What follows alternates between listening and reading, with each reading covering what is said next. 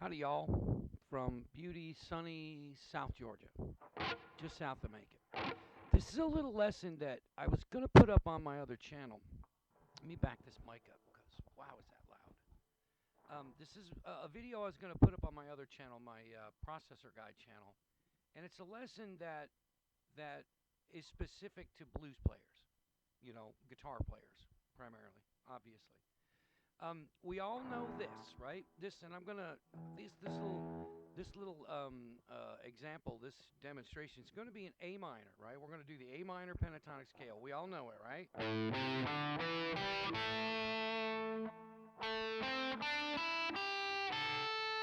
then we extend it up one.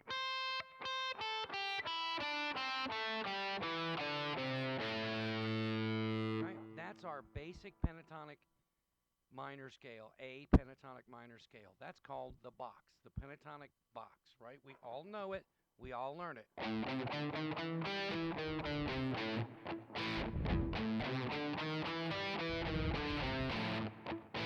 Right? That's where you start, but that's not where you should finish, okay?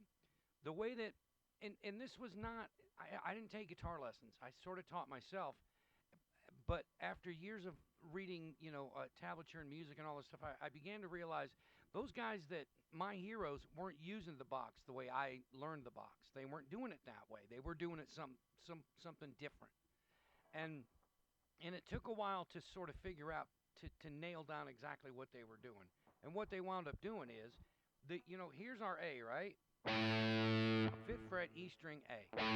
Our first note after that is C. Well, here's C too.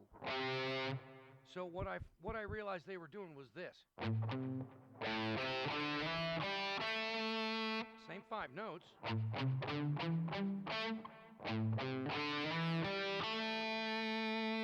Little slide sounds kind of cool, but it's efficient too. Then we take it up another octave.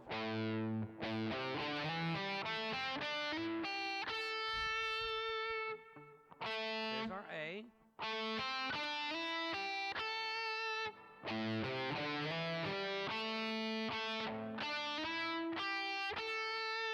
we extend it upward 2 extra notes. And what we wind up with is, for the grand scale, is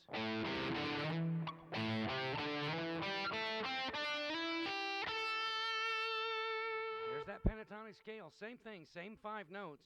It's just that I don't want to do them in here.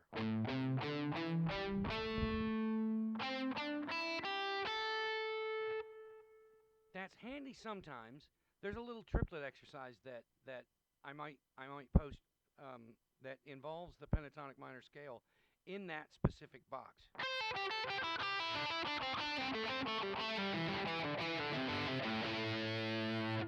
But I don't want to play it there all the time, right?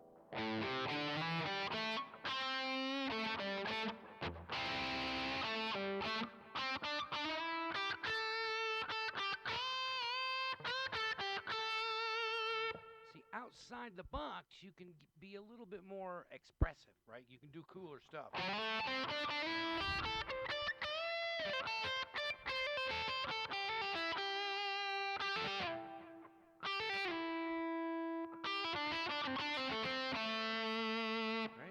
And then we extend the scale downward by 1 note. We're going to add G. We're going to start with our first finger on the 3rd fret of the 6th string. G, right? And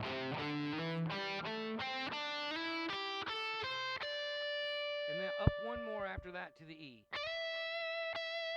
Right? Now that's just a simple sort of 2 octave.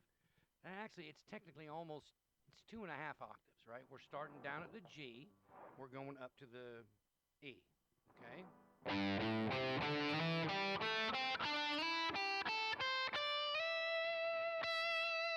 Right?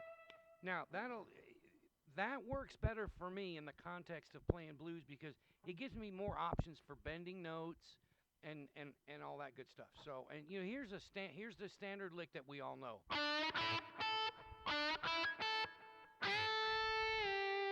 Right?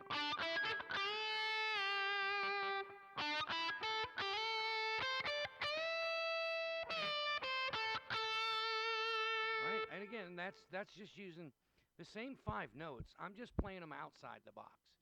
They're that's a good place to start. The box is a good place to start, but it's not where you should stay. Okay, you need to get outside that box.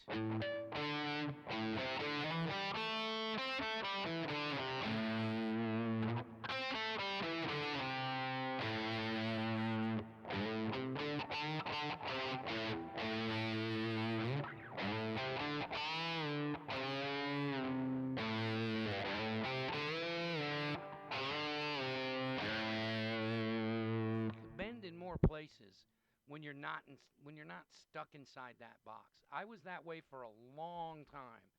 But I kept listening to my heroes play and thought, that's not what they're doing. They're not playing the box. They're doing something different. At the time, I couldn't quite figure it out because tablature didn't exist back when I started playing guitar. So, well, it did, but it was a very crude form of it, and it was impossible to read. Okay, it was developed in like the 1800s or something like that, 1500 something. And it did not apply well to guitar. It just didn't.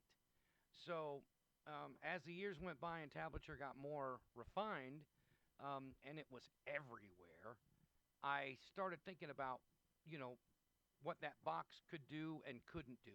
It's fine to learn the notes, but it limits you in the long run. It limits what you can do, right?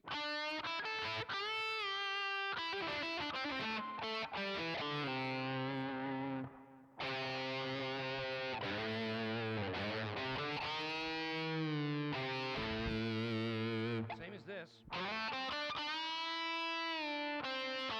That's comfortable, right? We all do that. Same thing. It's the same shape as the middle of the box, only I'm doing it down at the end. And if we start on the G, we can go 1 note below, and we can go, 2 notes above. 2 notes above our standard box pattern, right?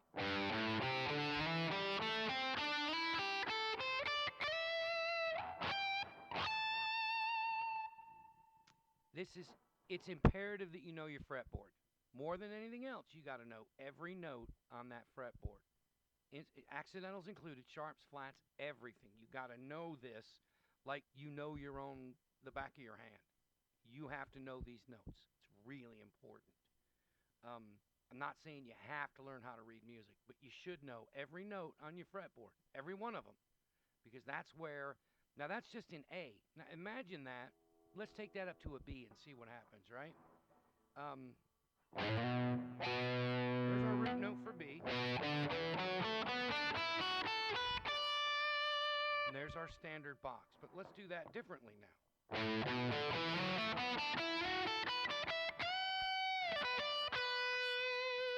Isn't that a lot easier, a lot better?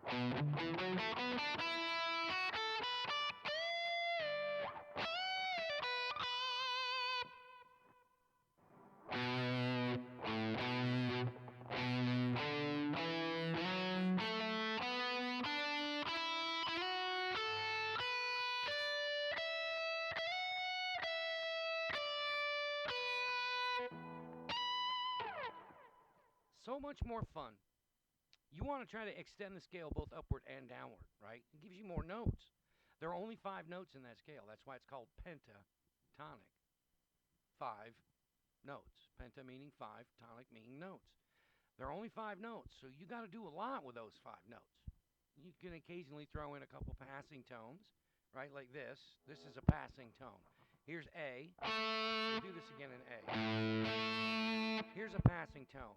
A flat to G. Here's another passing tone. E flat to D.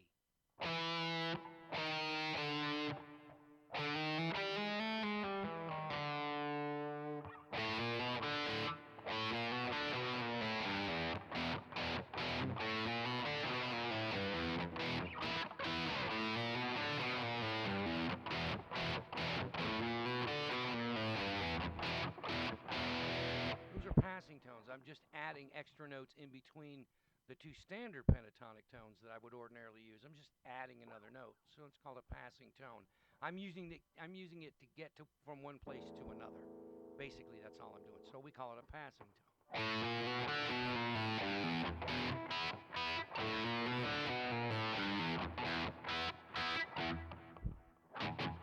Same thing here.